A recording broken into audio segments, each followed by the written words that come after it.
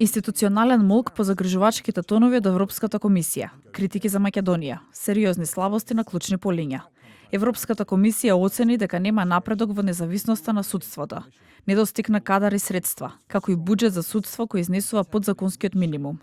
Од владата за ТВ24 најавија пресконференција зутра. До сега нема став од Министерството за правда, Судски совет, Совет за јавни обвинители, Академијата за суди и јавни обвинители. Додека институциите молчат, опозицијата обвинува. Владачката ВМРО-ДПМН вели дека тоа се наследени проблеми.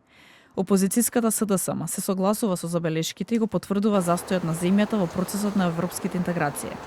Владата ниту има волја, ниту капацитет, ниту визија како државата да ја води напред. Реформите се од заеднички интерес, граѓаните тоа го очекуваат, да се откаже од злоупотреби на судството, администрацијата и целиот државен апарат. Црна Гора и Албанија најверојатно ќе ги завршат преговорите, ние ќе останеме слеп од црево на Балканот.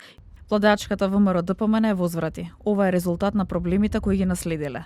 Оттаму посочуваат дека се работи на реформи, а целта е членство во ЕУ. Сметаме дека е реален, има многу работи кои се заостанати и резултат на проблемите кои ги наследивме, но ќе работиме посветено на реформите и неопходните чекори за просперитет и добробит на земјата и нашите граѓани. Наша цел е членство во ЕУ, а ние ќе бидеме спремни за тоа кога ЕУ ќе биде спремна да не прими. Според аналитичарот Љулјзин Фаризи, треба да се извлечат поуки и да се следат модулите на државите во регионот, Романија, Хрватска како и Албанија.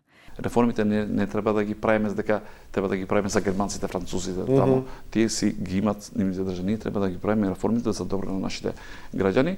Да. Тие 150.000 граѓани што не излегува, ги чекат буквално овие реформи. Тие 150.000 очекуваа нешто во овие години. Пример за ВМРО-ДПМН што не го гласа, ги чекат овие реформи. Јас ви верувам дека ако тие ги прават овие реформи, особено да направиме ние ветинг во правосудниот систем, јас мислам дека тие гласови автоматски ќе се вратат. Во извештајот е нотирана и трагедијата во Кочани. Стои дека јавното обвинителство покрена обвиненија, но и дека меѓу обвинетите се градоначалници, инспектори, поранешни министри и вработени во државните институции.